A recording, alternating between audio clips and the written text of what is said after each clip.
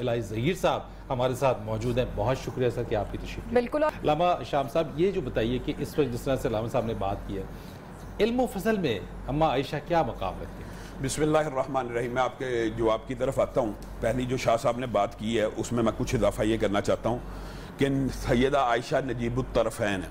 جو انہوں نے بات کی ہے نا کہ باپ بھی صحابی اور دادا بھی, یہ بات یاد رکھنی چاہیے تمام سامعین کو بھی. حضرت ابو بکر وہ واحد صحابی ہیں جن کی 4 نسلیں صحابی ہیں, یعنی والد بھی صحابی, بیٹا بھی صحابی اور پوتا بھی صحابی اور خود بھی صحابی. اور ثانی اثنین اذ ہما فی الغار اذ یقول لصاحبہ, نواسہ بھی صحابی, عبداللہ بن زبیر, یعنی 4 پشتے صحابی ہیں, یہ واحد صحابی ہیں. اور اللہ تعالیٰ ان کو صحابیت کا لقب, ایک تو یہ ہے جن کو ہم دیتے ہیں کہ جس نے رسول اللہ کو دیکھ لیا وہ صحابی ہے, ان کو اللہ کہہ رہا ہے ثانی اثنین اذ ہما فی الغار اذ یقول لصاحبہ, صحابی کا لقب ان کو ان کے والد کو اللہ رب العزت نے دیا. اور دوسری طرف ان کی جو والدہ ام رمان ہیں ان کے بارے میں نبی کریم صلی اللہ علیہ وسلم کی حدیث پتہ کیا ہے کہ جس نے جنت کی کوئی حور دیکھنی ہو عائشہ کی ماں کو دیکھ لیں, جس کی ماں کی یہ فضیلت ہے. پھر انہوں نے جو وہ سبز ریشمی ٹکڑے کی تصویر کی بات بیان کی ہے نا, اس کے اندر حضرت عائشہ نے یہاں پہ تو یہ کہا تھا کہ جو آپ دیکھتے ہیں میں نہیں دیکھتی, تو لیکن داہیہ قلبی کو ایک مرتبہ رسول اللہ صلی اللہ علیہ وسلم کے ساتھ کھڑا ہوا حضرت عائشہ نے دیکھا, کہا آپ داہیہ قلبی سے باتیں کر رہے تھے, وہ اوپر تھے آپ نیچے تھے, آپ نے گھوڑے کے اوپر اس طرح بلا تکلف کھڑے تھے. کہا تجھے نہیں پتا وہ جبریل امین تھے, داہیہ قلبی کی شکل میں آئے تھے اور تجھے سلام کہہ رہے تھے. تو حضرت عائشہ نے پھر سلام کہا. اس کا مطلب ہے جبریل امین ایک مرتبہ سلام نہیں لے کے آئے. امی عائشہ نے خود اپنے چند فضائل بیان کیے خود کہ مجھے جو 9 فضیلتیں دیگر دنیا کی عورتوں پہ حاصل ہیں, فخر سے نہیں بتا رہی لیکن یہ قدرتی بات ہے حاصل ہے. ایک تو میں رسول اللہ صلی اللہ علیہ وسلم کی بیوی ہوں, دوسری بات یہ ہے کہ میں واحد بیوی ہوں کہ جس کے حجرے کے اندر رسول اللہ محو استراحت ہوتے, میرے پاس لیٹے ہوتے تو وحی نازل ہو جاتی, اور کسی ام المومنین کے پاس اس طرح وحی نہیں آئی. اور پھر حضرت عائشہ نے کہا میں وہ ہوں کہ جن کے ہاتھوں میں رسول اللہ صلی اللہ علیہ وسلم کا انتقال ہوا, اور میں وہ ہوں کہ جن کے حجرے میں رسول اللہ صلی اللہ علیہ وسلم دفن ہوئے, اور میں وہ ہوں کہ جن کا لعاب دہن آخری وقت میں انشاءاللہ اس کی تفصیل بیان کریں گے, آخری وقت میں رسول اللہ صلی اللہ علیہ وسلم کے لعاب کے ساتھ مل گیا. یہ امی عائشہ خود اپنی فضائل بیان کر رہے ہیں. اور آج دکھ اور افسوس کی بات ہے, میں علم و فضل کی طرف آتا ہوں. دکھ اور افسوس کی بات ہے کہ نبی کریم صلی اللہ علیہ وسلم نے فرمایا تھا من سبا صحابی, جو میرے صحابی کو برا بلا کے اس پہ اللہ کی, فرشتوں کی اور جمیع انسانیت کی لعنت ہوتی ہے. ایک عام فہم سی بات ہے, آج یہ بات بھی سمجھنے کی ضرورت ہے. میں آپ کو یا آپ مجھے کافر کہیں یا بے ایمان کہیں تو ہم میں سے ایک بندے کا کافر ہونا یقینی ہے. رسول اللہ صلی اللہ علیہ وسلم کی حدیث ہے کہ کوئی اپنے بھائی کو کافر کہے نا, وہ کافر نہیں ہے نا, تو واپس آ جاتا بندے کے اوپر وہ الزام پلٹ جاتا ہے. تو جو بدبخت صحابہ کے ایمان کے اوپر شبہ کرتے ہیں یا صحابہ کو کافر کہتے ہیں یا اس طرح کی ازواج مطہرات کے اوپر کیچڑ اچھالتے ہیں, آپ بتائیے ان کا ایمان. یہ اللہ کی سنت ہے کہ کوئی بندہ کسی صحابی کے بارے میں جو الزام دے, الا انہم هم الصفا, صحابہ کو کہا نا کہ یہ بیوقوف, اللہ نے کہا نہیں یہ نہیں تم بیوقوف ہو. انہوں نے صحابہ کا مذاق اڑایا, اللہ نے کہا اللہ یستہزئ بہم, اللہ تمہارا مذاق اڑائے گا. تو ایک ہمیں یہ احتیاط ضرور کرنی چاہیے معاشرے کے اندر کہ کسی صحابی کے بارے میں صحابہ کا آپس میں جو سٹیٹس ہے, آپس میں جو ان کا مقام ہے, وہ ہم پلہ کلاس میں فرق ہے لیکن کلاس سیم ہے. حضرت ابو بکر کا درجہ اعلیٰ باقی صحابہ سے, لیکن ایک کلاس تو سیم ہے نا کہ سب نے رسول اللہ صلی اللہ علیہ وسلم کا اس میں درجے اوپر درجات. اگر وہ آپس میں ایک دوسرے کا کوئی بات کر دیتے ہیں, وہ بشری تقاضے کی ہے, اس کو بعد میں کوٹ کرنا یہ امتی غلط رنگ دینا یہ بڑا نجائز بات ہے. امتی کو کبھی یہ نہیں کہنا چاہیے کہ وہ, جہاں تک آپ نے علم و فضل کی بات کی ہے نا, تو امی عائشہ کے بارے میں اجماع امت بھی ہے, امام ظہری کا قول بھی ہے, دیگر ائمہ کا قول ہے کہ امی عائشہ سے بڑا فقیہ اور عالم امت میں عورتوں میں کوئی نہیں ہے. اور امام ظہری نے تو یہاں تک کہا جمیع اصحاب اور جمیع امہات المومنین کا علم جمع کر دیا جائے, امی عائشہ کے علم سے تھوڑا ہے. آپ مجھے بتائیں امریکہ کے اندر یا یورپ کے اندر جس وقت عورت کو شخص قرار دینے کی, ابھی عورت کو شخص قرار دیا گیا 19ویں صدی میں, آپ کو پتا عورت کو ووٹ کا حق کب ملا, عورت کو وراثت کا حق کب ملا, جس وقت یہ بحث ہو رہی تھی کہ عورت تعلیم لے سکتی ہے کہ نہیں لے سکتی, آج سے 14 صدیاں پہلے امی عائشہ وہاں پہ صحابہ کو تعلیم دے رہی ہیں. اسلام کے اندر تو عورت پہلی معلمہ امی عائشہ ہیں. امی عائشہ سے جتنے مسئلے ثابت ہیں قرآن و سنت کے, شاید کسی امی عائشہ سے صرف روایت کردہ جو احادیث ہیں ان کی تعداد 2210 ہے, 2210. اور اگر آپ مقررات بخاری شریف کی نکال دیں, یعنی جو بار بار حدیثیں ریپیٹ ہوتی ہیں, تو آپ بتائیں بخاری شریف میں کتنی حدیثیں ہیں؟ یعنی اکیلی امی عائشہ کی روایات 2210 سے زیادہ ہیں. کتنا بڑا علم کا ایک سمندر ہے امی عائشہ. اور امی عائشہ کی ذات کے اندر نا ایک چیز بہت ہے جس کی طرف انہوں نے ہلکا تھا حوالہ بھی کیا کہ عروہ جو ان کے نواسے کا عروہ بھی ہیں, جو عبداللہ ابن زبیر بھی ہیں, وہ خود بیان کرتے ہیں. عروہ کہتے ہیں ایک دن میں نے دیکھا امی عائشہ کے ہاتھ میں 70,000 کا ایک رومال آیا, 70,000 اس میں درہم موجود ہے اور ایک رومال میں ہے. انہوں نے ایک ہی وقت میں 70,000 درہم انفاق کیا اور رومال جا کے کھڑی ہو گئی. پھر عبداللہ ابن زبیر نے 1,00,000 درہم بھیجا, تو 1,00,000 درہم ایک ہی لمحے میں خرچ کر کے, یعنی ایک ہی وقت میں ایک ہی نشست میں ختم کیا. تو عبداللہ ابن زبیر کے منہ سے یہ الفاظ نکل گئے کہ امی عائشہ کے ہاتھ کو ذرا روکنا پڑے گا. تو امی عائشہ ان سے ناراض ہو گئی اور ان سے کہا میں قسم کھا لی میں آج کے بعد اس سے کلام نہیں کروں گی. پھر رسول اللہ صلی اللہ علیہ وسلم کے ننیالی رشتہ دار آئے, انہوں نے سفارش کی, تو امی عائشہ نے پھر قسم کا کفارہ ادا کر کے ان سے دوبارہ بات کرنا شروع کی. ایک مرتبہ حالت روزے میں ہے, امیر معاویہ نے 1,00,000 درہم بھیجا, حالت روزہ ہے, تو 1,00,000 درہم پھر انفاق کرنا شروع کر دیا. خادمہ کہتی ہے آپ نے افطاری کے لیے رکھ لینا تھا, تو امی عائشہ کہتی ہے تو انہیں بتا دینا تھا تو میں رکھ لیتی. اور ایک مرتبہ ایسا واقعہ ہوا کہ گھر کے اندر صرف روٹی کا ایک ٹکڑا موجود ہے. مانگنے والی آئی, آج بھی روزے سے ہے, مانگنے والی آئی, خادمہ کو کہتی ہے اس کو دے دو. کہا روٹی کا صرف یہی ٹکڑا آپ کی افطاری کے لیے, پھر نہ کہنا پہلے آپ مجھے کہتی رہتی ہیں بتا دینا تھا. کہا میں کہتی ہوں دے دو, جب افطاری آئے گی دیکھی جائے گی. پھر کیا ہوا کہ افطاری کے وقت کسی نے گوشت بھیج دیا, تو امی عائشہ نے کہا یہ دیکھو روٹی کے بدلے میں دنیا میں بھی گوشت مل رہا ہے. تو امی عائشہ کا جو طرز انفاق فی سبیل اللہ یہ کہاں سے اخذ کیا؟ یہ رسول اللہ صلی اللہ علیہ وسلم سے. اور جو پیار اور محبت رسول اللہ صلی اللہ علیہ وسلم کا شاہ صاحب نے بیان کیا نا کہ دوڑ لگانا, امی عائشہ کے ساتھ رسول اللہ صلی اللہ علیہ وسلم کی اتنی زیادہ قربت تھی کہ آپس میں مذاق کیا کرتے تھے. کئی مرتبہ, ایک مرتبہ حضرت عائشہ کے سر میں درد تھا, تو رسول اللہ صلی اللہ علیہ وسلم بھی آخری بیماری کے ایام میں تھے. تو رسول اللہ نے کہا تو پریشان کیوں ہوتی ہے عائشہ, اگر تو فوت ہوگی میں تجھے اپنے ہاتھ سے دفناؤں گا, کفناؤں گا, غسل دوں گا. یہاں سے یہ بات بھی ثابت ہوتی ہے کہ میاں بیوی کا جو تعلق ہے نا وہ مرنے سے ختم نہیں ہوتا. یہ بات بھی غلط العام ہے معاشرے میں کہ میاں بیوی کا تعلق ختم ہو گیا. حضرت فاطمہ کو کس نے غسل دیا؟ حضرت علی نے. اور رسول اللہ صلی اللہ علیہ وسلم یہاں پہ یہ کہہ رہے ہیں اگر تو فوت ہوئی میں تجھے اپنے ہاتھ سے غسل دوں گا, کفناؤں گا, دفناؤں گا, جنازہ پڑھوں گا. تو امی عائشہ آگے مسکرانا شروع ہوگی. کہا آپ تو مجھے لگتا ہے کہ میری وفات پہ خوش ہوں گے اور اسی حجرے میں ایک اور بیوی کو لے آئیں گے. یعنی ایک انداز. تو رسول اللہ صلی اللہ علیہ وسلم نے ان کی بات پہ بے اختیار تبسم فرمایا. ایک مرتبہ حضرت عائشہ عمر میں تو کم تھی نا, 9 برس کی عمر میں رخصتی ہو گئی, اور جب وہ آئی نا ان کے پاس ظاہر ہے بچپن کے کچھ کھلونے موجود تھے, ایک گھوڑا بھی تھا. تو حضرت رسول اللہ صلی اللہ علیہ وسلم ان کی حاضر جوابی کے نا بڑے لوگوں میں ذکر کیا کرتے تھے عائشہ کی ذہانت کا. اور یہ جو شاہ صاحب نے بات کی ہے نا, یہ یقین ماننے ہمارے معاشرے میں تو تکلف ایسا ہے, ہم لوگوں کے سامنے اپنی بیوی کی تعریف کر دینا, لوگ عجیب و غریب القاب دینا شروع کرتے ہیں, یار یہ بیوی کے نیچے لگا ہوا, یا ایک خاص ایک ٹرم. تو رسول اللہ تو سب لوگوں کے سامنے شاہ صاحب نے حدیث بیان کی ہے, کس سے محبت ہے؟ عائشہ سے. سارے صحابہ کے سامنے کہہ رہے ہیں, اور اس مردوں میں سے عائشہ کے باپ سے, یہ نہیں کہا ابو بکر سے, یہ نہیں کہا صاحب غار سے, کیا کہا عائشہ کے باپ سے. تو حضرت عائشہ ایک مرتبہ گھوڑے سے کھیل رہی ہیں, ان گھوڑے کے پر تھے. تو رسول اللہ صلی اللہ علیہ وسلم نے کہا عائشہ یہ گھوڑا؟ کہا جی یہ اللہ کے رسول یہ گھوڑا. کہا گھوڑوں کے تو پر نہیں ہوتے. تو آگے سے فٹ کہتی ہیں حضرت سلمان کے گھوڑوں کے پر آئے تھے کہ نہیں. تو رسول اللہ صلی اللہ علیہ وسلم مسکرانا شروع ہو گئے کہ یہ کیسی حاضر جوابی ہے, اور کہاں سے کہاں ملائی بات. بالکل. اور یہ حضرت صفیہ کا جو شاہ صاحب نے واقعہ بیان کیا نا, امی عائشہ کو رسول اللہ صلی اللہ علیہ وسلم نے یہ کہا کہ آپ یہ پیالہ بھیجیں, پیالہ آپ نے توڑا, پیالے کے بدلے پیالہ دینا پڑے گا. حضرت عائشہ کے گھر سے وہ تھالی لے گیا. اچھا, اتنی خوبصورت گفتگو, اور جس طرح سے شاہ صاحب نے اور شام صاحب نے بڑی خوبصورتی سے جو واقعات سنا رہے ہیں, دل کر رہا ہے کہ اور واقعات ہم لوگ سنتے جائیں. یقیناً حضرت عائشہ کو اللہ تعالیٰ نے بہت مقام عطا کیا. واقعی میں یہ جو باتیں ہیں تو جس طرح سے واقعات ہم سناتے چلے جائیں تو یہ چلتا چلا جائے اور نشست کم پڑ جائے. ہماری آج کی خواتین کے لیے علامہ صاحب کی ان کے لیے کیا ہے, ان کی سیرت, ان کی اسوا, ان کی زندگی کس طریقے سے ایک رول ماڈل ہے ہماری آج کی خواتین کے لیے؟ میں اس سوال کی طرف بھی آتا ہوں, لیکن شاہ صاحب نے کچھ واقعات ایسے بیان کیے میرے دماغ میں بڑی تیزی سے واقعات آ رہے تھے.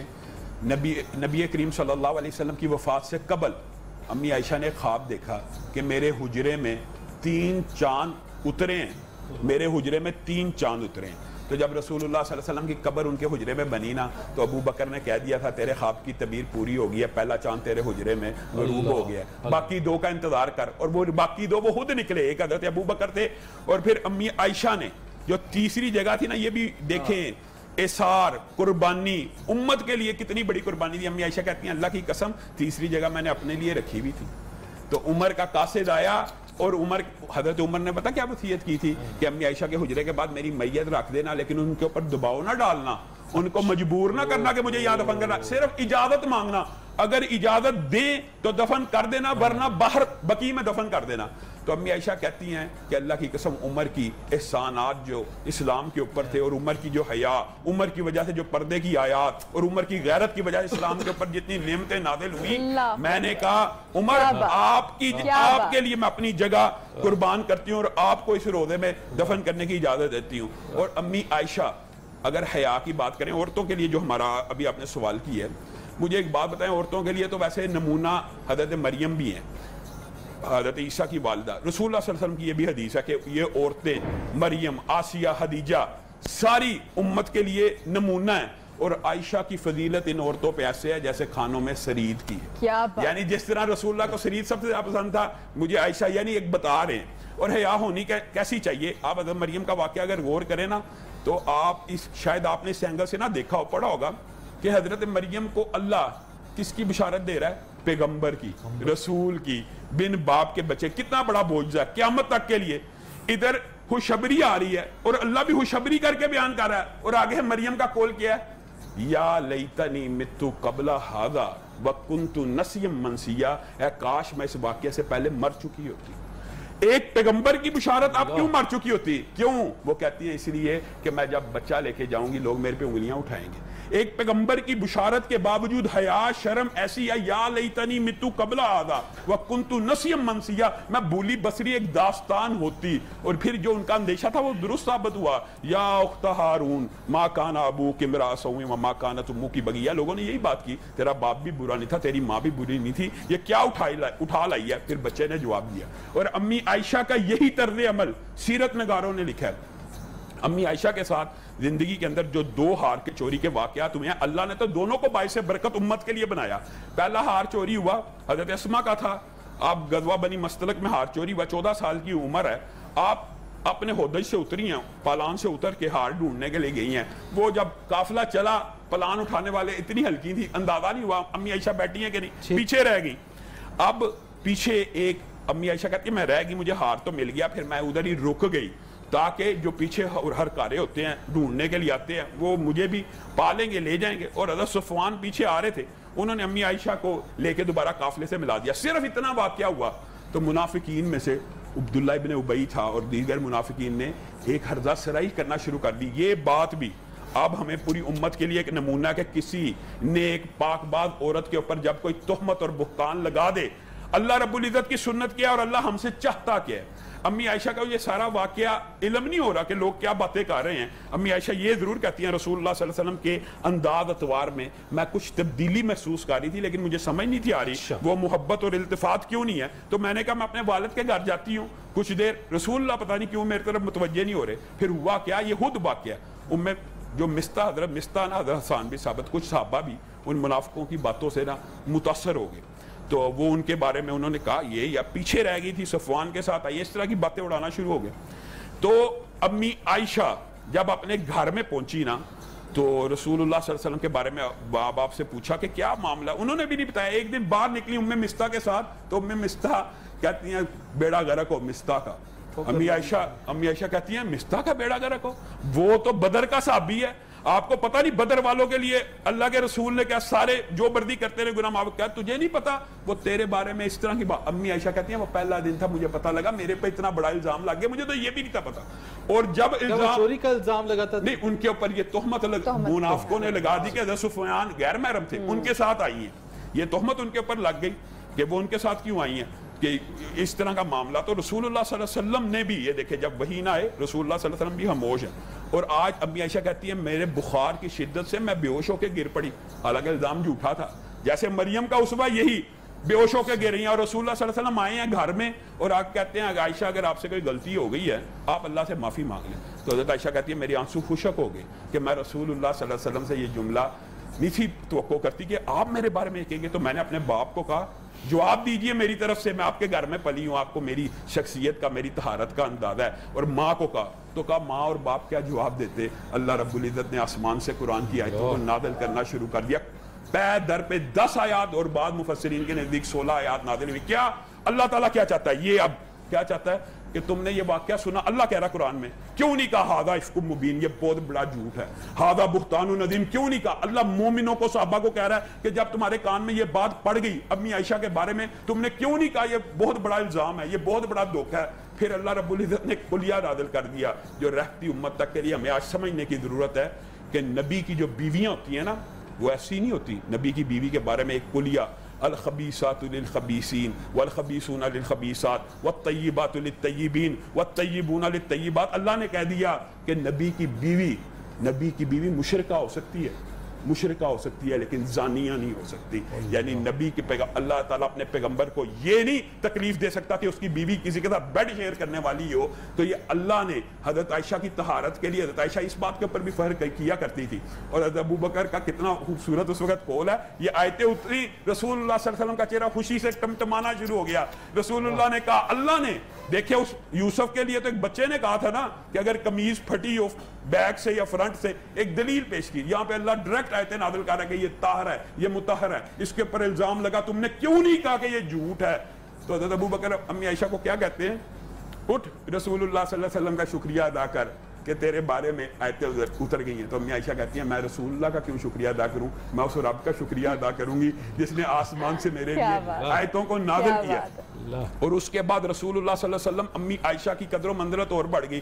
جو شاہ صاحب نے واقعہ بیان کیا نا, بڑا مختصر واقعہ بیان کیا ہے, اس کی بہت ایک طویل داستان ہے جو شاہ صاحب نے بات بیان کی ہے نا. یہ قرآن کی آیت اتری. ہوا یہ کہ آپ کو پتہ ہے امی عائشہ کے علاوہ رسول اللہ کی جتنی بیویاں ہی شہزادیاں تھیں, سرداروں کی بیٹیاں تھیں, بڑے بڑے کنبے قبیلے کی, جب انہوں نے یہ درخواست کی نا رسول اللہ سے کہ ہمیں مال, اب اتنا پیسہ آ گیا ہے. اچھا رسول اللہ صلی اللہ علیہ وسلم کا یہ جو عمل تھا نا یہ عجیب تھا. رسول اللہ صلی اللہ علیہ وسلم نے پورا گلے کا ڈھیر لگا ہوا ہے, امہات المومنین انتظار میں ہے کہ آج مدینہ کے ہر گھر میں چولہا جلے گا اور آج بھی ہمارے گھر میں چولہا نہیں جلے گا, تو یہ کیسے ہو سکتا؟ تو رسول اللہ صلی اللہ علیہ وسلم نے مال بانٹی گئے. صاحب ایک بریک لے لیں, بریک کی تفصیلی طور وہیں سے جہاں پر ہم لوگ بریک پہ گئے تھے. نبی کریم صلی اللہ علیہ وسلم کے پاس گلے کے ڈھیر لگے ہوئے تھے اور نبی کریم صلی اللہ علیہ وسلم دیتے جا رہے تھے. امہات المومنین کا ذہن یہ تھا کہ آج تو مدینہ کے ہر گھر میں چولہا جلنا ہے, آج شاید ہمارے گھر میں بھی چولہا جل جائے. تو نبی کریم دیتے گئے, آخر میں ایک ہار بچا اور نبی کریم کا خیال تھا یہ میں گھر میں لے جاؤں گا اور کھانے کا بندوبست ہوگا. لیکن اسی وقت ایک آدمی آیا, اس نے ہار کا تقاضا کیا, نبی کریم نے چادر کو جاڑا, ہار بھی اس کو دے کے گھر میں داخل ہوئے. تو امہات المومنین نے کہا کہ آج تو مدینہ کے ہر گھر میں چولہا جل رہا ہے, آج بھی ہمارے گھر میں فاقہ ہوگا. تو رسول اللہ صلی اللہ علیہ وسلم نے کہا تمہارے بیٹے آئے تھے, بھوکے تھے, میری غیرت نے اس بات کو گوارا نہیں کیا کہ میں محمد صلی اللہ علیہ وسلم کے گھر میں کھانا پکے اور وہ بھوکے سو جائیں. تو یہ شاہ صاحب نے واقعہ بیان کیا تھا نا, رسول اللہ صلی اللہ علیہ وسلم نے اس کے بعد پھر ان کو کہا اگر تمہیں دنیا کا مال و متاع چاہیے تو تم لے لو. اور رسول اللہ صلی اللہ علیہ وسلم کا جو قول, جو مکالمہ امی عائشہ سے نا, امی عائشہ نے ایک مطالبہ کیا تھا کہ اے اللہ کے رسول, میں کیوں باپ سے مشورہ کروں, میں کیوں ماں سے مشورہ کروں, مجھے آپ چاہیے, دنیا نہیں چاہیے. اور ساتھ ایک مطالبہ کیا کہ باقی امہات المومنین کو میری یہ رائے نہ پہنچے. لیکن دیکھیں اللہ کا کرنا ایسا ہوا, تمام کی تمام امہات المومنین نے وہی رائے اختیار کی. اور امی عائشہ کا جو دوسرا ہار کے گم ہونے کا واقعہ نا, وہ بھی امت کے لیے اتنا باعث رحمت ثابت ہوا. ہار گم ہو گیا, سفر میں تھے, فجر کا ٹائم قریب ہے, صحابہ ڈھونڈ رہے ہیں. اب دیکھیں وہی نہ آئی تو ہار نہ ملا, وہی رسول جو کل کو بتا رہے ہیں یہاں عتبہ شیبہ ولید نے گرنا, اب نہیں وہی آ رہی تو نہیں پتا چل رہا, تو لوگ ڈھونڈ رہے ہیں, ہار ڈھونڈ رہے ہیں. تو ابو بکر کو غصہ آ گیا, کہا فجر کی نماز ہونے والی ہے, پانی ہمارے پاس ہے نہیں, تو احتیاط نہیں کرتی. ان کو ہلکی سی ٹھوکر لگائی حضرت عائشہ کو. تو حضرت عائشہ باپ تھا, کیا کہہ سکتی تھی, لیکن ہوا کیا, ساتھ ہی آسمان سے آیتیں نازل ہونا شروع ہوگی, فَتَيَمَّمُوا صَعِيدًا طَيِّبًا, کہ جب پانی نہ ملے تو تمہارے لیے ساری مٹی پاک کر دی گئی ہے. وہی صحابہ جو تھوڑی دیر پہلے حضرت عائشہ کے بارے میں کچھ کہتے, ابو بکر بھی حضرت عائشہ کو دعائیں دینا شروع ہو گئے کہ آپ کے اس ہار کے گمنے کی وجہ سے امت کے اوپر ایسی آسانی ہوئی کہ قیامت تک اب وضو کا پانی میسر نہ ہو, ہم تیمم کر سکتے. مٹی سے تو ہوا اللہ کا کرنا ایسے ہوا کہ اونٹ اٹھایا حضرت عائشہ کا ہی, تو اسی کے نیچے ہار پڑا تھا. تو یہ اللہ نے باقاعدہ صرف امت کے لیے آسانی پیدا کرنی تھی. پھر لوگوں نے یہ الفاظ کہ یہ ابو بکر کے خاندان کی اسلام کے اوپر پہلی نعمت نہیں ہے. اور امی عائشہ بیان کرتی ہیں رسول اللہ صلی اللہ علیہ وسلم جب بیماری کے عالم میں تھے نا, وہ کہتے تھے ان للموت لسکرات, کہ موت کی سختی ہیں. اگر رسول اللہ صلی اللہ علیہ وسلم موت کے عالم میں یہ کہہ رہے ہیں, اور یہ جو شاہ صاحب نے بات کی ہے نا, شاید ہم نے اس کو سامعین نے صحیح اخذ نہیں کیا, کہ شاہ صاحب یہ کہنا چاہتے تھے کہ اہل بیت کی فضیلت, یعنی حضرت خدیجہ کی فضیلت، حضرت فاطمہ کی فضیلت کی 90% روایات امی عائشہ نے بیان کی ہیں. کون سا اختلاف؟ یعنی اگر امی عائشہ خود حضرت خدیجہ، حضرت فاطمہ، حسن و حسین کی سعادت اور منزلت کی روایات بیان کر رہی ہیں تو کوئی آپس میں اختلاف تھا نہیں، یہ بعد میں بنایا گیا. اب امی عائشہ کہتی ہیں رسول اللہ صلی اللہ علیہ وسلم میرے پاس تھے. جو رسول اللہ صلی اللہ علیہ وسلم کا آخری لمحات ہیں اس کا تذکرہ کہاں سے ملتا ہے؟ امی عائشہ سے ملتا ہے. صحیح کہ جبریل امین بھی آئے، مالک الموت بھی آئے. باقی پیغمبروں کے پاس تو مالک الموت آتے تھے، لیکن رسول اللہ صلی اللہ علیہ وسلم کے آخری وقت میں جبریل امین آپ کے مشاورت میں تھے اور مالک الموت باہر کھڑے تھے. تو آپ نے جبریل سے مشاورت کی کہ جبریل مالک الموت آج روح کو قبض کرنا چاہتا ہے، آپ کا کیا مشورہ ہے؟ تو جبریل امین نے کہا آئے اللہ کے رسول اب اللہ آپ سے ملاقات کا شوق رکھتا ہے. تو رسول اللہ صلی اللہ علیہ وسلم نے کہا پھر رفیق الاعلیٰ، اور بعض روایات میں بل ہوا رفیق الاعلیٰ، میں بھی اپنے رب سے ملاقات کا شوق رکھتا ہوں. حضرت عائشہ کہتی ہیں یہ آخری الفاظ تھے جو رسول اللہ صلی اللہ علیہ وسلم نے اللہ کے پاس جانے کے وقت کہے، اور اس سے قبل میرا لعاب ان کے لعاب کے ساتھ ایسا مکس ہوا کہ مجھے اشارہ کیا رسول اللہ نے کہ اپنے بھائی سے وہ جو مسواک کر رہا ہے نا یہ چبا کے نرم کر کے، اشاروں سے بات نہیں کی، میرے منہ میں میرے دانتوں میں پھیر. تو میں نے اپنے لعاب کے ساتھ اس کو نرم کیا اور رسول اللہ صلی اللہ علیہ وسلم کے لعاب پہ کہا. اور یہ وہ اس کے بعد کہا جب یہ الفاظ کہ آپ کا سر میرے سینہ مبارک کے اوپر تھا. یہ وہ لمحات ہیں. آپ بتائیے انسانی تاریخ کا، صدمے کا اس سے بڑا کوئی دن نہیں ہو سکتا جب امی عائشہ نے پھر باہر آ کے کہا کہ رسول اللہ صلی اللہ علیہ وسلم دنیا سے چلے گئے ہیں. اس سارے واقعے کی گواہی بھی امی عائشہ دے رہی ہیں. تو امی عائشہ کی جو قدر و منزلت ہے وہ تمام امت کو سمجھنی چاہیے. رسول اللہ صلی اللہ علیہ وسلم امی عائشہ کی دل لگی کے لیے. یہ آج یہ جو شاہ صاحب نے حدیث بیان کی ہے نا خیرکم خیرکم لاہلی، تم میں سے سب سے بہتر وہ ہے جو اپنی بیوی بچوں کے ساتھ بہتر ہے. ہم امی عائشہ کہتی ہیں کہ اتنی مصروفیت کے باوجود فجر کے بعد بھی عصر کے بعد بھی گھر میں پتہ کرنے آتے تھے اور رسول اللہ صلی اللہ علیہ وسلم مجھے کہانی سنایا کرتے تھے. رسول اللہ صلی اللہ علیہ وسلم نے ایک جن کا واقعہ امی عائشہ کو سنایا. امی عائشہ نے بدلے میں ابو ذرا کا مشہور حدیث ہے وہ واقعہ سنایا. تو محبت، مودت اور الفت کا یہ جو ایک نمونہ ہے. امی عائشہ 17 رمضان کو اس دنیا سے چلی گئی. اللہ رب العزت پوری امت کی ماؤں بہنوں بیٹیوں کو ان کی سیرت پہ چلنے کی توفیق عنایت فرمائے. بہت خوبصورت طریقے سے بیان کر رہے تھے واقعات اور دل کریں گے روکنے کا دل نہیں کرا تھا بالکل. خاص طور پر نبی کریم صلی اللہ علیہ وسلم کا جو وصال ہے چونکہ اما عائشہ کی گود میں ان کا سر رہا اور آخری جتنے بھی وہ لمحات رہے ان کی شاہد امی عائشہ ہیں. وہ سب شہادت ہی وہی دے رہی ہے ساری چیزوں میں. آپ میں چاہوں گا اسی چیز کو ذرا سا تھوڑا آپ بھی آگے بڑھائیے. وہیں سے بات نبی کریم صلی اللہ علیہ وسلم کا جو وصال ہوا اور ان کی گود میں اس چیز کو تھوڑا بیان کیجیے. برادر محترم علامہ شامل عزیز صاحب جہاں سے بات چھوڑے تو میں بھی شروع کرتا ہوں. خوبصورت بات ہے بلکہ اس چیز کے اوپر میں تو آج جو موضوع ہے اتنی دلچسپ نبیہ بات چل رہی ہے نا کہ میں تو بس سننے کو یقیناً ہمارے جو ناظرین ہیں وہ بھی اس سے مستفید ہو رہے ہوں گے ان تمام باتوں سے. ہماری کوشش یہی ہوتی ہے کہ ان موضوعات کو لے کر اپنے بہت یہ جو پیاری اور خوبصورت اور بہت ہی علم رکھنے والے جو اسکالرز ہیں ان سے ان باتوں کے اوپر ڈسکس کریں. علامہ صاحب، زہیر صاحب، یہ آخری اگر کنکلوڈنگ ریمارکس دے دیں تو پھر ہم نعت کی طرف جائیں گے اور آپ کا شکریہ ادا کریں. امی عائشہ کے علم کے حوالے سے ان الصفا والمروہ من شعائر اللہ فمن حج البیت او اعتمر فلا جناح، یہ جو قرآن پاک کی آیت ہے نا یہ امی عائشہ سے صحابہ نے آ کے سیکھی کہ اس آیت سے تو ایسے پتہ لگتا ہے کہ صفا مروہ کی صحیح کرنے میں گناہ نہیں ہے اور اگر چھوڑ بھی دی جائے تو حرج نہیں ہے. تو امی عائشہ نے کہا تم نے صحیح آیت کو سمجھا نہیں ہے. اصل یہ دیکھیں علم کی بات ایک عورت سمجھا رہی ہے پوری امت کو. یہ لات منات کے یہاں پہ بت ہوتے تھے تو صحابہ نے کہا شاید اس کی صفا مروہ کی صحیح کرنا اب معیوب بات ہو تو اللہ تعالیٰ نے آیت اس طرح نازل کی لیکن اس میں سے حکم فرضیت کا نکل رہا ہے. یعنی عمرہ صحیح، طواف صفا مروہ کی صحیح کے بغیر مکمل نہیں ہو سکتا. اس طرح امی عائشہ نے بہت سے مسائل امت کو سمجھائے ہیں. اللہ تعالیٰ انہیں غریق رحمت کرے اور امت کو ان کے نقش قدم پہ چلنے کی توفیق. آمین. ہمیں بریک میں شبانہ نے بھی جوائن کیا تھا تو شام صاحب کا بہت شکریہ ادا کرتے ہیں. سر بہت شکریہ آپ کا. لیکن ہمارے ساتھ ٹرانسمیشن میں رہیں گے شام صاحب کل دوبارہ ہمیں جوائن کریں گے. بالکل کل ہمیں جوائن کریں گے. ویلکم.